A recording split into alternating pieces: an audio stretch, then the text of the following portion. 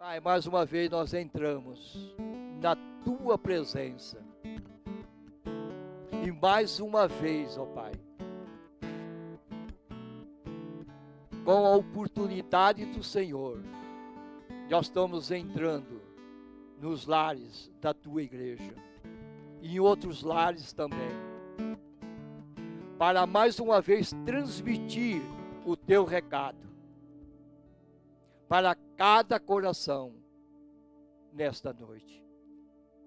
Obrigado, Paizinho, porque o Senhor é presente, o Senhor é real, o Senhor é verdadeiro.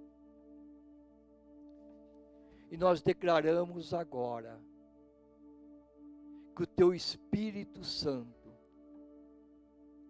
venha tomar todo o controle deste culto agora, em nome de Jesus. E que o Teu Espírito Santo venha nos usar para transmitir unicamente o recado que vem do Senhor.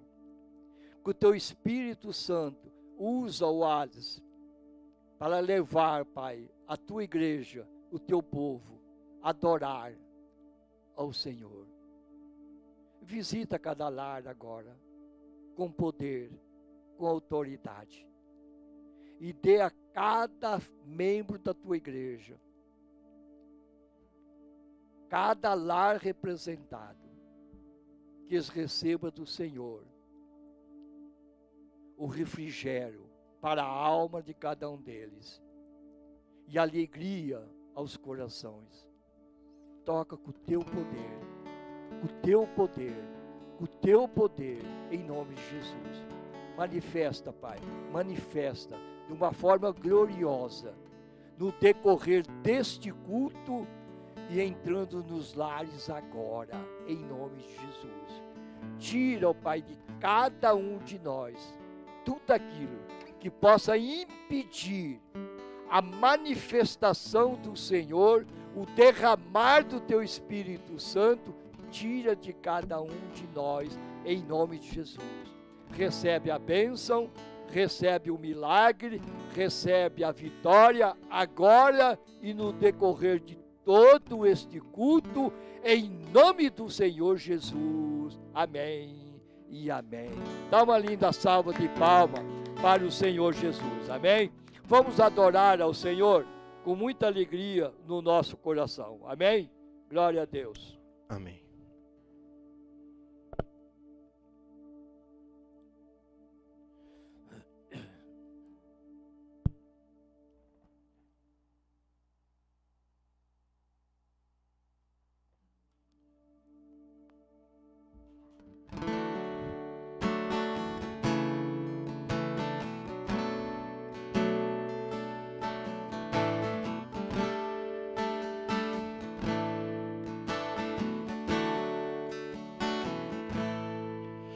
O Espírito de Deus está aqui, operando em nossos corações, trazendo sua vida e poder, ministrando sua graça e amor. Os feridos de alma são curados, os cativos e oprimidos livres são, os enfermos e doentes são sarados, pois o Espírito de Deus está aqui. O Espírito de Deus está aqui, operando em nossos corações,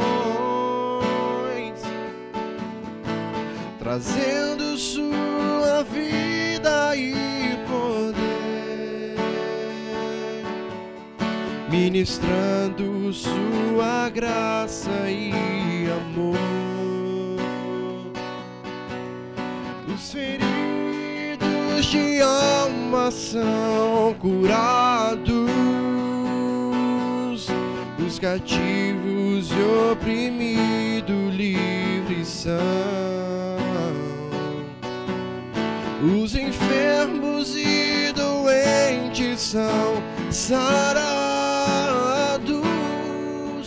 pois o Espírito de Deus está aqui,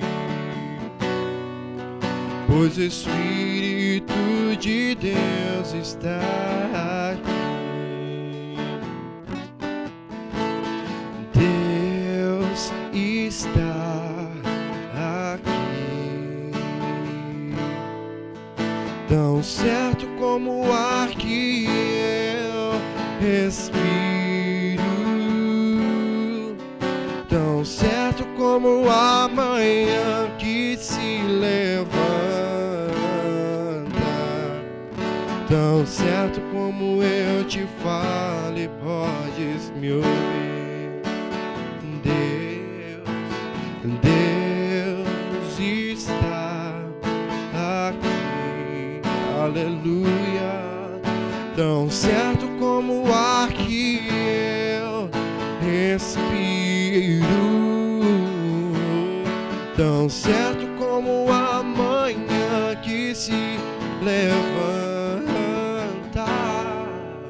tão certo como eu te falo e podes me ouvir. Deus está aqui, tão certo como o ar que eu respiro, tão certo como a manhã que se levanta,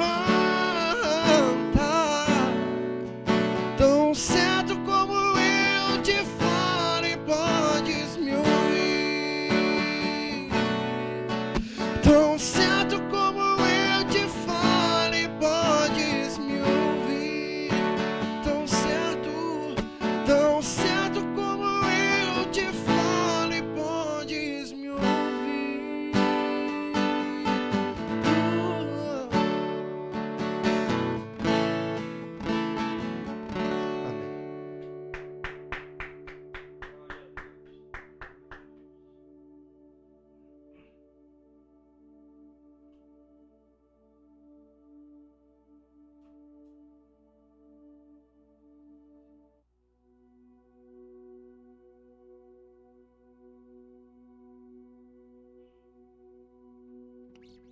Amém.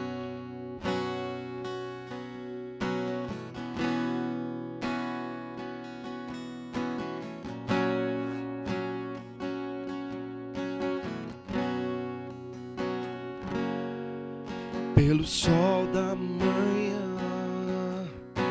obrigado, Jesus.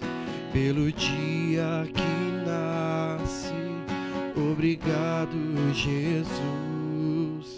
Pelo irmão que está do meu lado, obrigado, obrigado, Jesus. Obrigado, Jesus, pelo amor que não morre, pela nova aliança que foi feita na cruz, pela fé e esperança, pela vida eterna. Obrigado, obrigado, Jesus. Pelo ar que respiro, obrigado, Jesus. Pelo pão que alimenta, obrigado, Jesus. Pela chuva que cai sobre a terra, obrigado, obrigado, Jesus.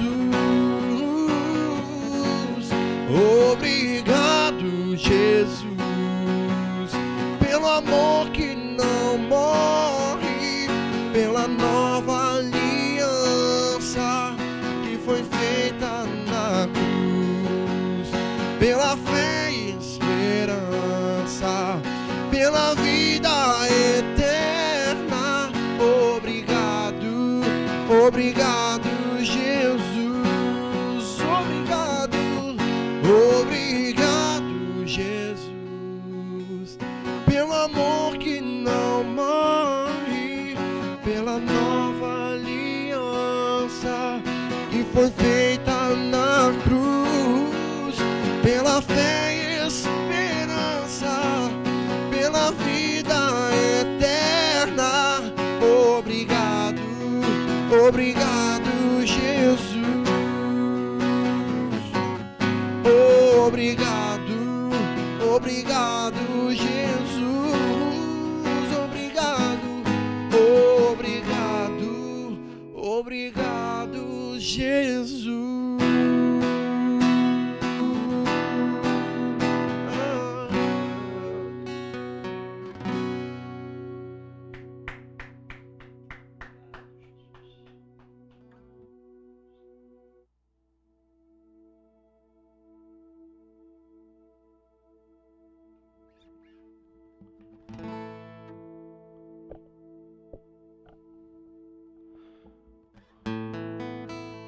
Bom, assim como as músicas anteriores que nós cantamos, essa próxima música que nós vamos cantar, ela também é uma música bem antiga, que o pessoal aí mais antigo da igreja vai se lembrar. Talvez a galera mais jovem não se lembre, com certeza não se lembra. Mas é uma canção que tem uma letra muito profunda. E ela fala da importância que Deus tem para nós. Ela fala como Ele é tudo para nós, tudo em nós.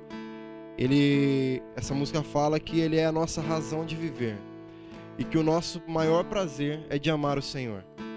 E que isso possa ser uma verdade nas nossas vidas. Que nós possamos amar o Senhor à medida que Ele se torne a nossa única razão de viver.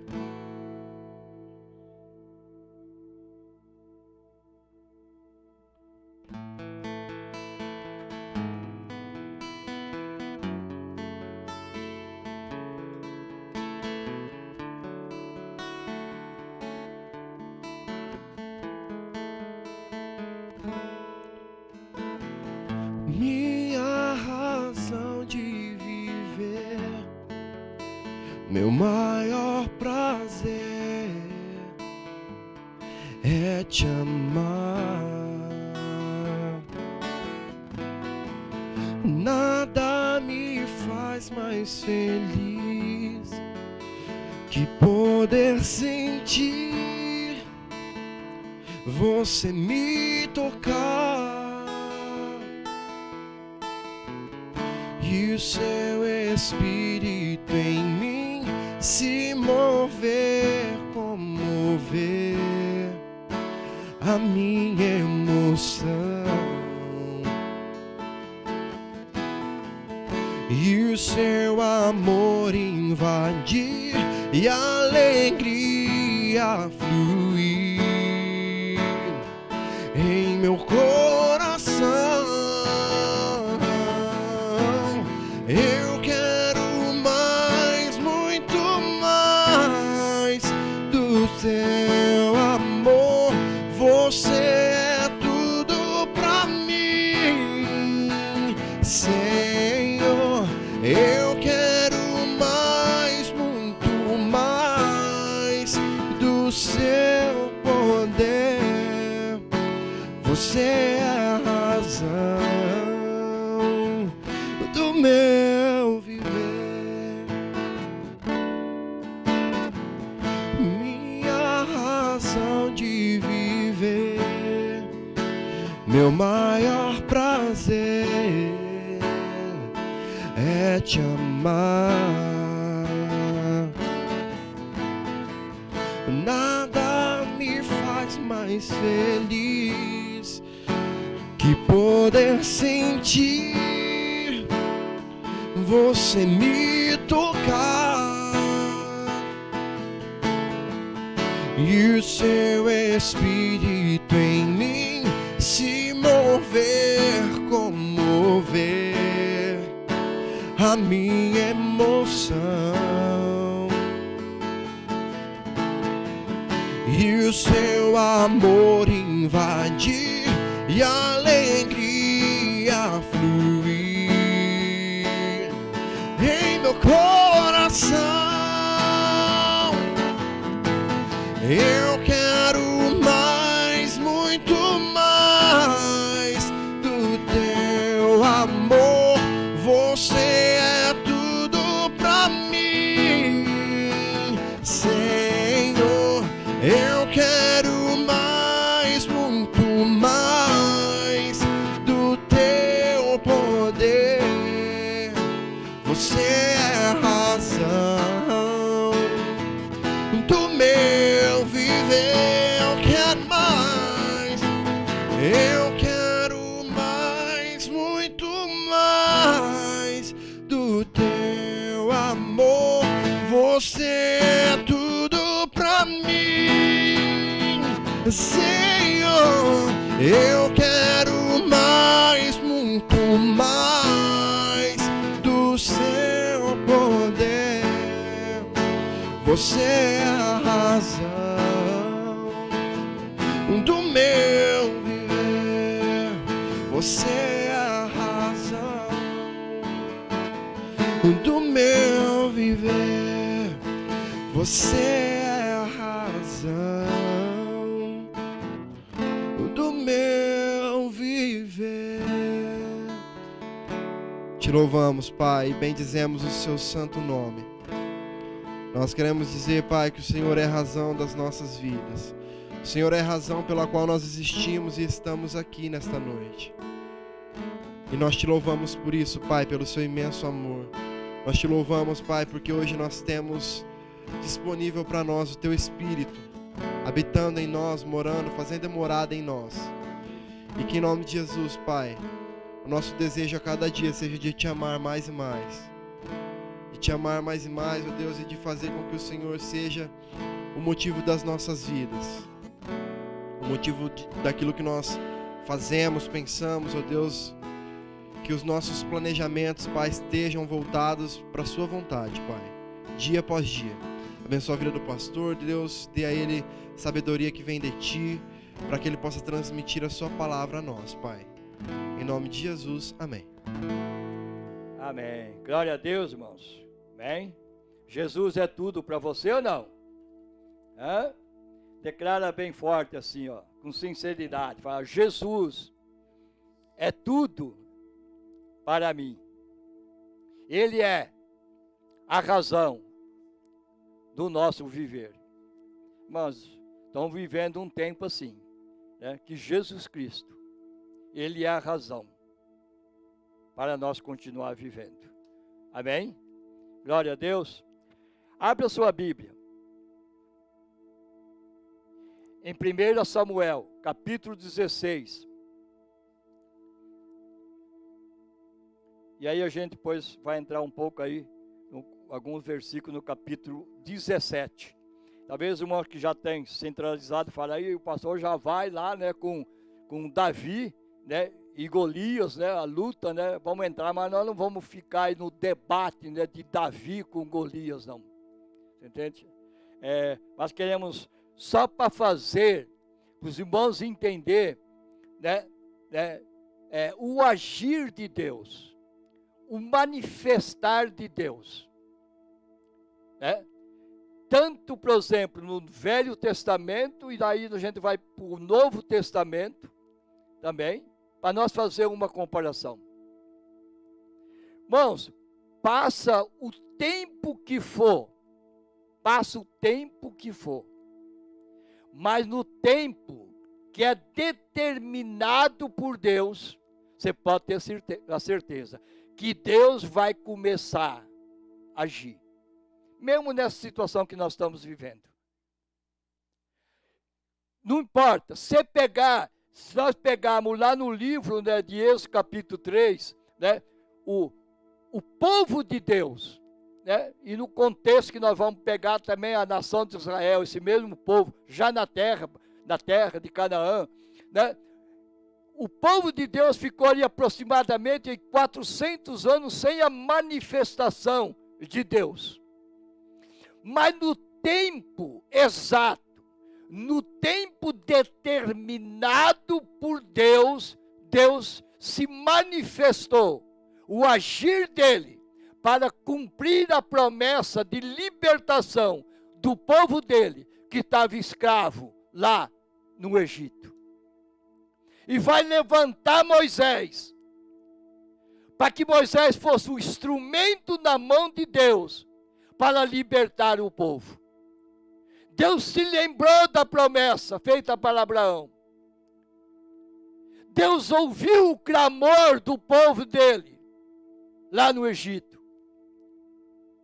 E Deus falou, chegou o tempo de eu agir, e para acabar com a escravidão que Faraó impunha ao povo dele. E para dizer, vou levar esse povo agora para onde eu prometi. Deus foi fiel. No tempo dele, ele agiu. Essa mesma nação, lá na terra já de Canaã, irmãos, enfrentava luta, enfrentava dificuldade, enfrentava batalha. E quantas batalhas, e quantos fracassos desse mesmo povo, muitas das vezes por desobediência a Deus, nação que escravizava a nação de Israel, principalmente os filisteus. Era uma pedra de tropeço na nação de Israel. Tirava a paz, tirava a alegria, mesmo que a nação de Israel tendo o quê? Né? O rei Saul para governar, para conduzir o povo, mas era escravo dos filisteus. Filisteus tirava tudo que eles mais almejavam. Se nós for lá, voltar no capítulo 4, né, daí de 1 Samuel, né, vai ver o quê? Que os filisteus foram lá e tiraram, arrancaram o quê? Da nação de Israel. A coisa mais importante para a nação, a arca do concerto. A arca, ou seja, da nova aliança. A arca, símbolo da presença real e verdadeira no meio da nação de Israel. Os filisteus foram lá e tiraram isso e levaram para a terra deles. Tiraram algo importante. E se nós vemos depois Davi lá na frente, aí sim já como rei, aí o que? Davi, ele vai enfrentar os filisteus, e aí no tempo determinado por Deus, Davi traz o que? A arca para o que? Para a nação de Israel. Para o tabernáculo novamente. Então, a nação de Israel era escrava, o que? Dos filisteus. E não só escrava dos filisteus, mas também escrava do próprio Saul. Se os irmãos pegarem no capítulo 17, o versículo 18, quando Davi, né, e vai coisar, e o gigante, né, Golias, se manifesta, que a nação de Israel, né, e os filisteus estavam prontos para a batalha, e o gigante se manifesta lá, e ele vai para quem vai querer enfrentar eu?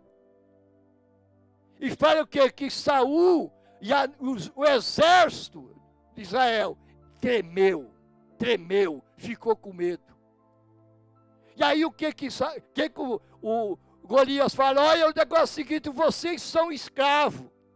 Vocês estão querendo ir para a guerra, vocês são escravos do próprio Saul. Então Saul também escravizava a própria nação de Israel como Deus, como rei. Os filisteus escravizavam a nação de Israel. E Deus, no momento certo, falou: vou acabar com isso agora. E aí, irmãos, quando nós vamos para 1 Samuel, capítulo 16, o versículo 12 e o versículo 13. Os irmãos pegar o contexto, quando Deus manda o que Samuel ir lá para ungir o novo rei de Israel. O sucessor, o quê? De Saul. E aí, então, pegando, né, o versículo 12, disse o seguinte: aí Jessé mandou que buscá-lo. Era um belo rapaz, saudável e de olhos brilhantes. E o Senhor disse a Samuel: é este mesmo, unja-o agora. Mandou chamar, tinha o último, que era o quê? Davi, que estava apresentando o quê? Apacentando o quê? O rebanho do pai. E aí o quê? Todos os irmãos de boa aparência, de físico, que estavam preparados para a guerra ali também. Não é esse, não é esse. E manda então chamar Davi. E aí o que fala? Unge ele. É esse que vai ser o rei de Israel. E no versículo 13, olha só. Samuel pegou o chifre cheio de azeite e ungiu Davi na frente dos seus irmãos. Irmãos, guarda bem nessa tradução o seguinte, para frente. Ungiu na frente dos irmãos, e o Espírito do Senhor dominou Davi. Olha só. Samuel unge ele, na medida que Davi foi ungido que por Samuel, o profeta, fala o quê? Que o Espírito do Deus, o Espírito do Senhor dominou Davi. Noutra tradução fala: se apoderou de Davi. Era uma missão que Davi ia começar mais na frente, para governar a nação de Israel. E aí diz o seguinte: dominou Davi, daquele dia em diante ficou com ele, e Samuel voltou para Ramá. O Espírito de Deus dominou Davi e ficou com ele para sempre. Irmãos, que coisa tremenda. Isso deixa bem claro para cada um de nós, que sem a capacitação do Espírito Santo de Deus, na minha vida e na tua vida, nós não vamos fazer nada. Nada. Nós já falamos que é diferente naquela época. Hoje nós temos o Espírito Santo permanente na nossa vida, para cumprir a missão que Deus colocou para mim e para você. Nós vamos ver no final. Mas o Espírito Santo lá no Velho Testamento estava com a pessoa só no tempo que ela estava exercendo uma missão, uma tarefa. Mas ali então se apoderou de Davi. É algo tremendo, é algo maravilhoso. Eu quero destacar que a escolha de Davi trouxe o que, irmãos? Até um espanto para o próprio profeta Samuel. Ele não esperava, de maneira nenhuma. Mas, irmãos, guarda bem, naquele momento, iniciava uma nova história na nação de Israel.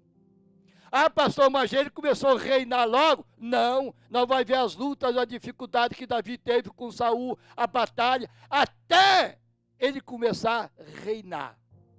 Mas aqui era o início. Quando Davi foi ungido por Samuel, por Deus, marcava uma nova história na nação de Israel. Ia mudar algo tremendo. E se nós ver na história, mudou, irmãos. Quando Davi assume o reinado na nação de Israel, foi algo tremendo, foi algo maravilhoso. Davi era um guerreiro, dificilmente perdia uma batalha. E a nação de Israel passou a ser respeitada por todas as outras nações. Era um rei ativo, guerreiro, batalhador. Tinha estratégia de Deus para ir à guerra. Preparava o exército dele sob a orientação de Deus. E por isso, eles não eram fracassados. Sempre eram vitoriosos. Marcou, e se os irmãos verem quando Davi morre, o quê? E Salomão, seu filho, assumiu o reinado em Israel. Passou o quê? Havia paz em Israel, não tinha guerra mais. No reinado de Salomão não tinha mais guerra. Havia descanso, havia paz. Por causa do que? De Davi lá atrás. Davi foi ungido por Deus para mudar a história da nação de Israel. E mudou. Depois, lá para frente, Salomão, vamos ver, aí a nação de Israel outra vez, aí volta outra vez a mesma ladainha. Mas mudou a história da nação de Israel. Irmãos, contra o quê? Os filisteus. Era uma batalha constante. Mas Davi, ele conseguiu inverter este quadro. Vencer o maior rival da nação de Israel, podemos dizer. Tinha os rivais que eram os babilônicos, né, o Egito, a Síria, mas irmãos, o que mais vinha contra a nação de Israel era os filisteus. Eram os filisteus. E os irmãos, nós vimos quando Deus, né, também prepara Sansão, o irmão viu o que Sansão plantou também com os filisteus. Depois. Aí, lá que ele fez lá atrás. Porque os filisteus já na época lá, escravizava a nação de Israel. Então mudou a história. Venceu o inimigo rival da nação de Israel. E aí, irmãos, nós vamos para frente. O versículo, olha só, versículo 16. Aí nós vamos ver o que? Golias desafiando o que? A nação de Israel. Olha só o que diz o versículo 16 do capítulo 17. Diz o seguinte nessa tradução: durante 40 dias, Golias desafiou os realistas. Todas as manhãs e todas as tardes. Ele desafiava o quê? A nação de Israel. Toda manhã e toda a tarde. Ou seja, desafia, quem vem me enfrentar? Prepara para vir me enfrentar. E a nação de Israel, o exército de Israel, temia. Ele era grande, era preparado para a guerra. E aí, irmãos, vão ver a história aqui do versículo 17 e o versículo 18 na frente. O que acontece? Jessé pega e fala para Davi: você vai lá, leva alguma coisa para comer para eles. Leva pão, leva azeite, leva lá para os teus irmãos que estão lá, leva para eles comer. Aí você traz notícia deles. Aí o irmão vai ver todo o relato quando Davi chega lá e vê todo aquele alvoroço lá. Aí Davi fala, peraí, começa o processo, que Davi fala, eu vou pegar o quê? Esse maldito, podemos dizer, que afronta a nação de Israel. Esse pecador, ele desafiou. Aí Davi desafiou Golias. Agora, irmãos, Davi, aquele, beleza, como nós lemos aqui, beleza, ele era de boa aparência, de olhos brilhantes, beleza. Mas quantos anos ele tinha? Eu creio, o máximo de 15 a 16 anos, não tinha mais. E creio que não seria de grande estatura, não. Mas pelo menos nesta tradução fala que ele era o quê? Assim, belo, os olhos dele brilhavam.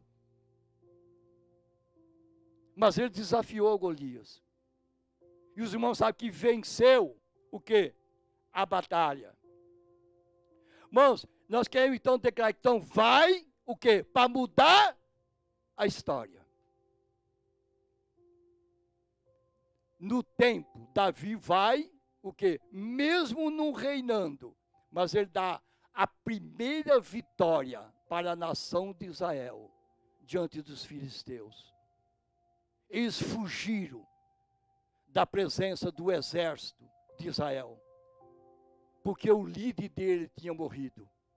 Davi tinha vencido ele. É tremendo, irmãos.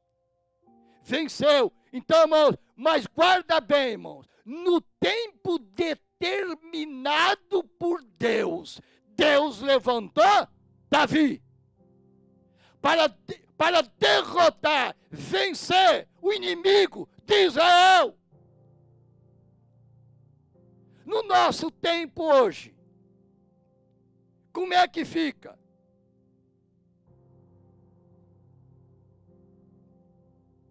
No tempo determinado por Deus, pensa bem agora, da mesma maneira que no tempo determinado por Deus, Deus levantou Davi, um guerreiro, para acabar com o inimigo de Israel.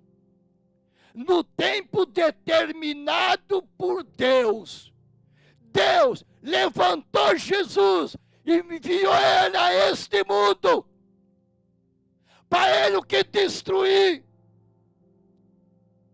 acabar com o maior inimigo do ser humano, o maior inimigo da alma do ser humano, que é Satanás.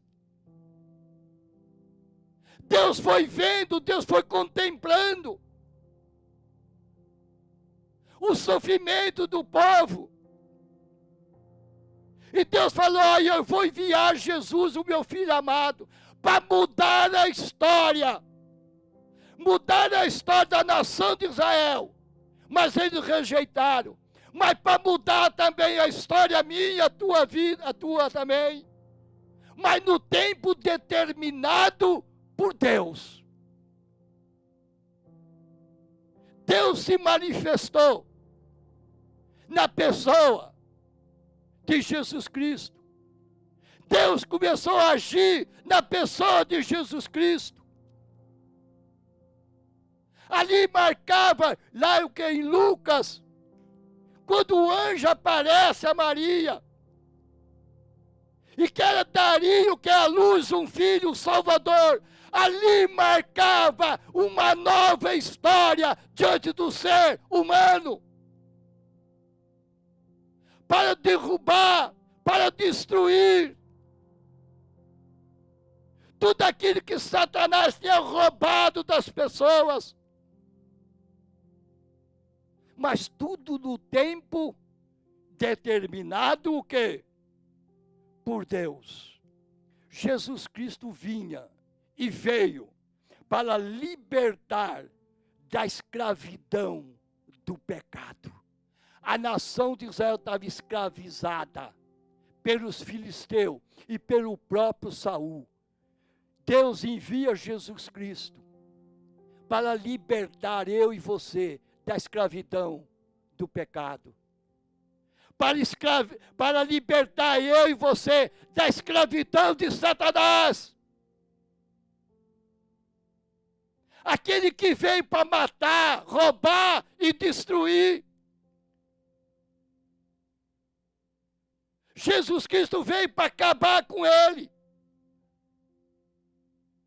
Aquele que tem o poder, o que é para destruir, para matar vidas, para matar sonhos. Jesus Cristo veio a esse mundo, enviado por Deus, com este propósito, para trazer vida, e vida com abundância, para libertar o povo da escravidão de Satanás.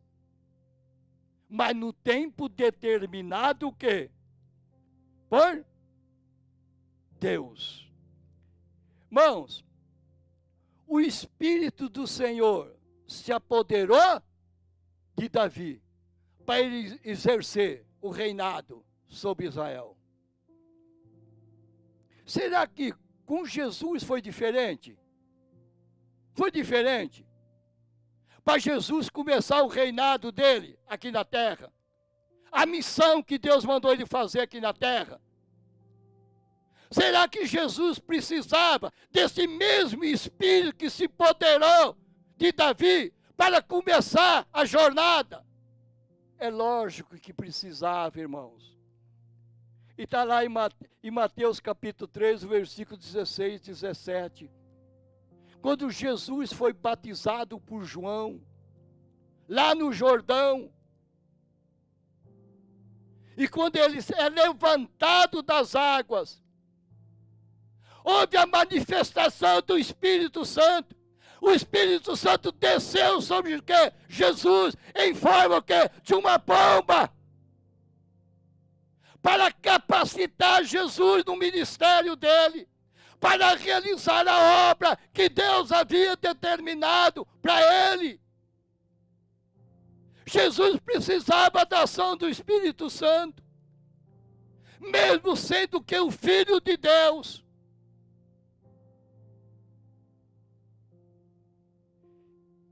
E aí no versículo 17, o que fala? E aí o céu se abre, e uma voz sai do céu, dizendo: este é o meu Filho amado, em quem eu tenho todo o prazer. Jesus precisou, irmãos, da mesma maneira que Davi precisou, o quê? Da unção, do poder do Espírito Santo sobre ele, para governar a nação de Israel.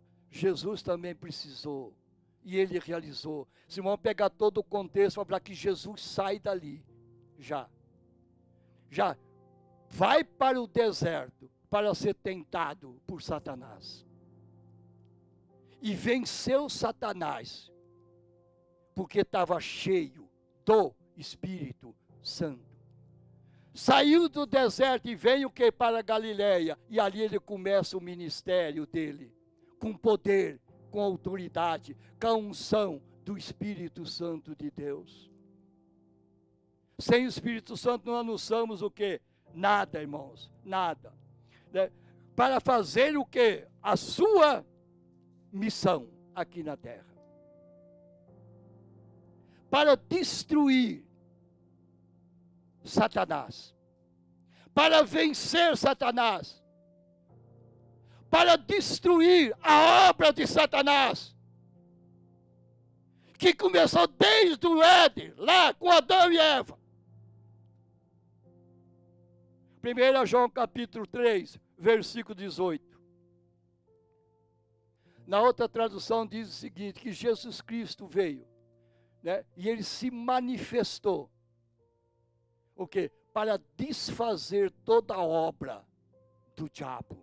Nessa tradução minha, que é mais clara, né, fala o que Jesus Cristo, ele veio ao mundo para destruir o que o diabo já tinha feito. Aleluia, amém? Fala assim, Jesus Cristo, bem forte, Jesus Cristo veio ao mundo e se manifestou para destruir todo o mal, a obra mal que Satanás já tinha feito. Declara: eu creio que essa palavra se cumpriu. A obra de Satanás foi destruída por Jesus. Por isso, meu irmão, Satanás não tem mais domínio sobre a minha vida e sobre a tua vida. Pode aplaudir ao Senhor, porque Ele merece. Para destruir, desfazer tudo aquilo que Satanás fez de mal na vida das pessoas. Para destruir a escravidão do pecado. Isso aconteceu quando, irmãos? Na morte e na ressurreição de Jesus Cristo. Quando Jesus ressuscitou, ali ele venceu o maior inimigo da nossa alma, Satanás. Como Davi venceu o maior inimigo deles, os filisteus. Através da morte, da ressurreição. E Jesus enfrentou Satanás. Cara a cara, frente a frente. Mas cheio do poder do Espírito Santo. Não teve um momento que ele vacilou. Ele destruiu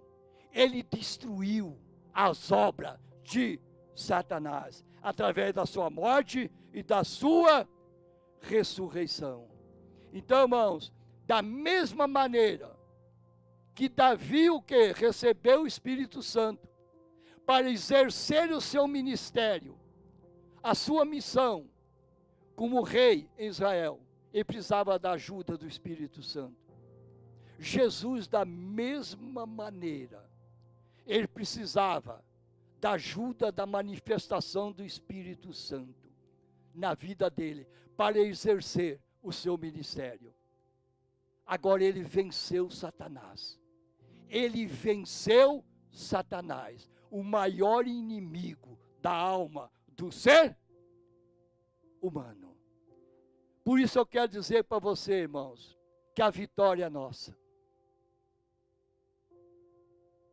Bem conhecidos, irmão, para nós encerrar, João capítulo 8, versículo 32. Conhecereis a verdade, e a verdade vos libertará. Essa verdade é Jesus, que foi enviado de Deus para nos libertar de toda a escravidão de Satanás, para nos libertar de toda a escravidão do pecado. E o versículo 36, e se o Filho vos libertar, o Filho de Deus nos libertar, verdadeiramente eu sou livre. Eu creio que Jesus, o Filho de Deus, ele nos libertou de toda a escravidão de Satanás. Eu sou livre, você é livre para adorar, para cultuar a Deus. E nós temos, irmão, que só agradecer ao Senhor, como nós cantamos no segundo canto, vamos cantar outra vez. Agradecer ao Senhor pelo amor dele que não acaba, a aliança que nós temos com ele. Agradecer a ele pela esperança da vida eterna. Agradecer a Deus pela bênção que ele está concedendo na tua vida agora, te libertando, te curando você. Você está livre de toda a pressão de Satanás sobre a tua vida. Por isso nós podemos resistir a ele, e ele fugirá de nós, através da palavra, através da oração. É esse Deus tremendo, é esse Deus maravilhoso, no tempo determinado por ele. Nós podemos ter a certeza do agir dele, do manifestar dele em favor do ser humano. E principalmente em favor do seu povo, que vive as lutas e as dificuldades que estamos vivendo. Por isso eu descanso no Senhor. Eu creio nele. que Ele está no controle de todas as coisas. E Ele tem o poder para eliminar essa obra desse vírus de Satanás. Esse vírus criminoso. Nós temos essa certeza. Crê nisso. Deu para entender, irmãos? Deus está agindo, Deus está atuando, Deus está manifestando. Mas Ele age e começa a agir no tempo determinado por Ele. Uma nova história para a nação de Israel e uma nova história para mim e para você, por meio de Jesus Cristo.